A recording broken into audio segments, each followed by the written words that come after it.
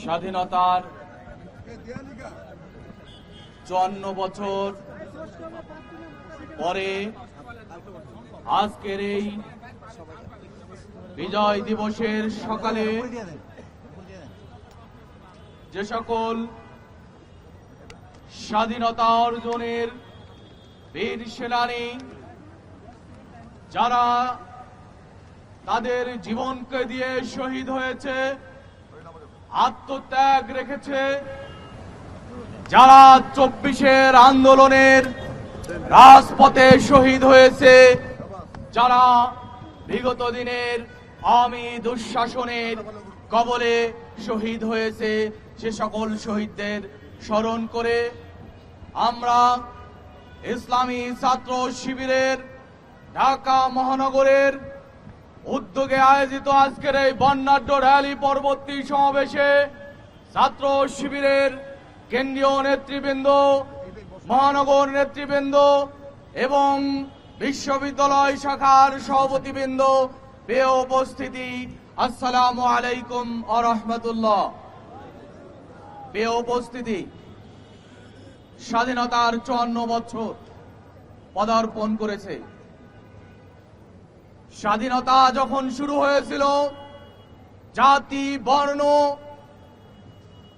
ভেদাভেদ ভুলে ছাত্র জনতা ঠিক একই 24-এর মতো কাঁধে কাঁধ মিলিয়ে ঐক্যবদ্ধভাবে স্বাধীনতার যে গৌরবটা ছিনিয়ে এনেছিল, সেই গৌরব ছিনিয়ে আনার পরে যে ঐক্যবদ্ধ ছিল, স্বাধীনতার পরে এসে সেই দৃশ্য আমাদের কাছে অন্য রূপ নিয়েছিল।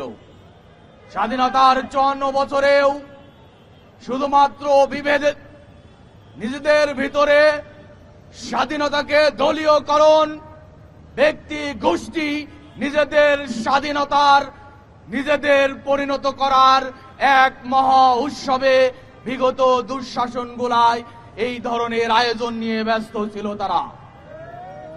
স্বাধীনতার মূল কথা ছিল সাম্য, মানবিক মর্যাদা, সামাজিক ন্যায় বিচার, যার কোনটি স্বাধীনতার 54 বছর গেলেও এ জাতি দেখেনি, বরং দেখেছে সাম্যহীন।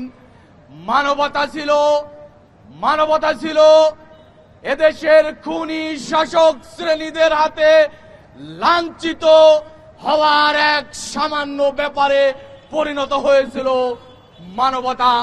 আমরা দেখেছি সামাজিক ন্যায় বিচারের কথা যদি বলি, তাহলে এটা বলতে পারি এ জাতি সামাজিক ন্যায় বিচারের কোনো দৃশ্য এখন পর্যন্ত দেখেনি, বরং সামাজিক অধিকার থেকে, মানবিক অধিকার থেকে, সাম্য এবং ন্যায় এবং ইনসাফ থেকে এ জাতি বঞ্চিত ছিল, এখনো বঞ্চিত আছে, যেটা আমরা দেখে দেখে আজ অবধি পর্যন্ত 54 পদার্পণ করেছি।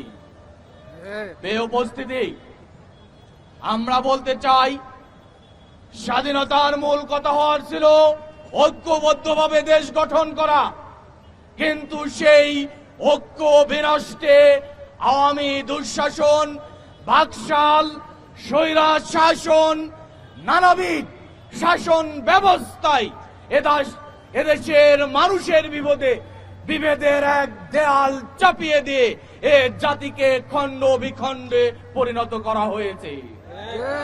প্রিয় উপস্থিতি, কাজেই 54 বছর পরে এসে আমরা যদি দেখি আমাদের ন্যায় বিচার, আমরা দেখেছি আমাদের এই জাতিকে যেভাবে ব্যবহার করা হচ্ছে, ভারতীয় আগ্রাসন, আধিপত্যবাদ, বিশ্বের বিভিন্ন আগ্রাসন এই জাতিকে নানা দিক থেকে ঘিরে রেখে এ জাতির অগ্রযাত্রায় বারবার থামিয়ে দিয়ে তারা এ জাতিকে পেছনে ফেলেছে।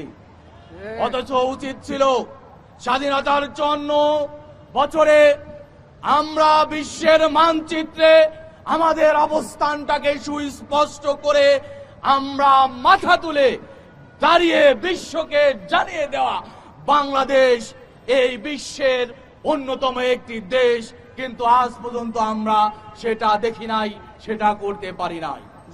প্রিয় উপস্থিতি, আমরা বলতে চাই আজকের এই 54 বছর পরে এসে আমরা যদি দেখি আমাদের অগ্রগতি কি ছিল, তাহলে দেখতে পাই আমাদের অগ্রগতি ছিল অর্থ ব্যবস্থা লুটপাট, মাফেরা, লুটেরার জন্ম দিয়েছে এই জাতি। আর সেই লুটপাট মাফিয়া তন্ত্রের জনক ছিল বাকশাল, যারা জন্ম দিয়েছিল তারা। কাজেই আমাদের অর্থ ব্যবস্থাকে তারা লুট করেছে, বিদেশে হাজার কোটি, শত শত লক্ষ কোটি টাকা পাহাড় জমিয়ে আয়েশি জীবন যাপনে ব্যস্ত। আমরা যদি দেখি আমাদের কালচারাল অঙ্গন, বিগত 54 বছরে আমাদের সবচাইতে বড় ক্ষতির জায়গা হলো আমাদের সংস্কৃতি তারা ধ্বংস করেছে। পার্শ্ববর্তী দেশ, প্রতিবেশী দেশ থেকে শুরু করা বিশ্বের বিভিন্ন দেশ থেকে আমদানি করা সস্তা বস্তা পচা কালচার আমাদের উপর চাপিয়ে দিয়ে এ জাতির সংস্কৃতি মননকে তারা ধ্বংস করেছে। কাজেই আমাদের কোনো অগ্রগতি নেই। আমরা যদি বলি আমাদের অগ্রগতির কথা, তাহলে আমরা বলতে পারি স্বাধীনতার যুদ্ধে যে ঘটনা ঘটেনি, আমরা দেখেছি পিলখানা ঘটনার মধ্য দিয়ে 36 ঘন্টার ব্যবধানে সেনা কর্মকর্তা সহ বিভিন্ন ব্যক্তি 36 ঘন্টায় 74 জনকে হত্যা করেছে হাসিনা এবং তার মাফিয়া গংরা। কাজেই আমাদের কোনো অগ্রগতি নেই। আমরা বলতে চাই আজকের এই 54 বছর পরে এসে আমরা চাই একটি মানবিক দেশ যেখানে সবাই অধিকার পাবে। আমরা চাই এমন একটি দেশ যেখানে মত প্রকাশের স্বাধীনতা থাকবে। আমরা দেখেছি আমরা বিগত আওয়ামী দুঃশাসন, তার আগে বাকশাল, সব কিছুতেই মূল ছিল কেউ তার মত প্রকাশ করতে পারবে না। মিডিয়াকে বন্ধ করা হয়েছিল, মিডিয়ার টুটি চেপে ধরে শুধুমাত্র নিজেদের দলীয় এবং নিজেদের গুণগান ব্যতীত আর কোনো কিছু আমরা মিডিয়ায় দেখি নাই। কাজেই তারা মত প্রকাশের স্বাধীনতা কেড়েছে। তারা আমাদের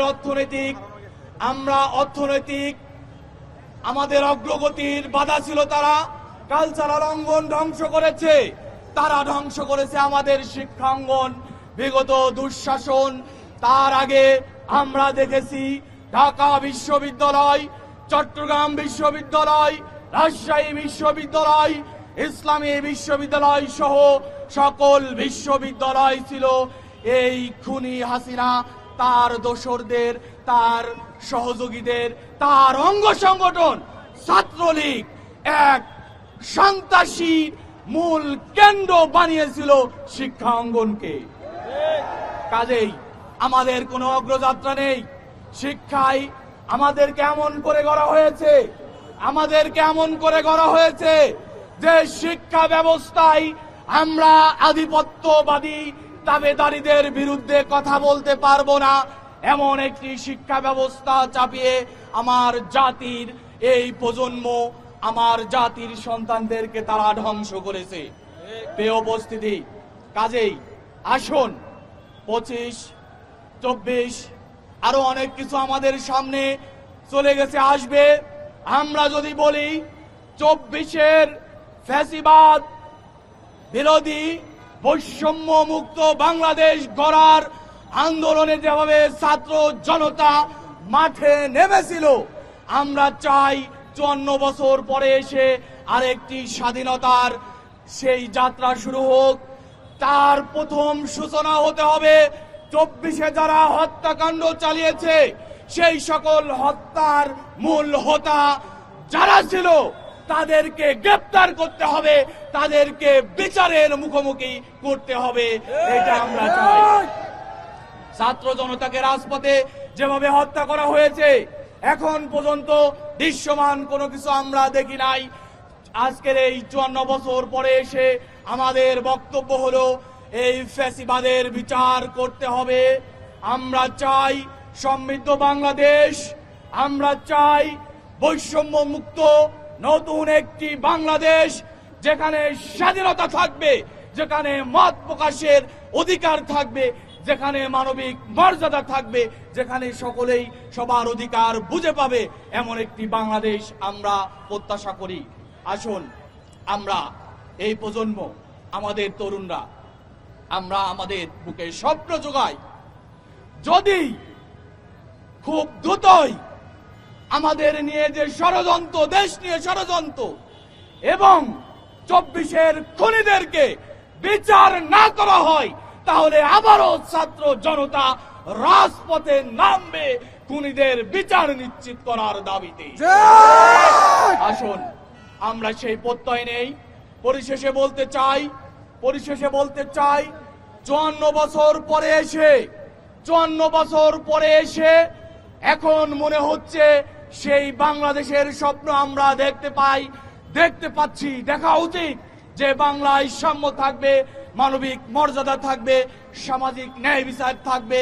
সেই বাংলার প্রত্যাশা রেখে বৈষম্যহীন নতুন এক বাংলার স্বপ্ন নিয়ে আমরা পথ চলতে চাই। ইসলামী ছাত্র শিবির সেই পথেই পথ চলছে। সম্মানিত উপস্থিতি, সম্মানিত নেতৃবৃন্দ, যারা বিভিন্ন জায়গা থেকে এসেছেন, সবাইকে অসংখ্য মোবারকবাদ জানিয়ে নতুন বাংলাদেশের স্বপ্ন নিয়ে আমাদের আগামী দিনের পথ চলা শুরু হোক, সেই প্রত্যাশা রেখে আমার বক্তব্য শেষ করছি। বাংলাদেশ জিন্দাবাদ, ইসলামী ছাত্র শিবির জিন্দাবাদ। আল্লাহ হাফেজ।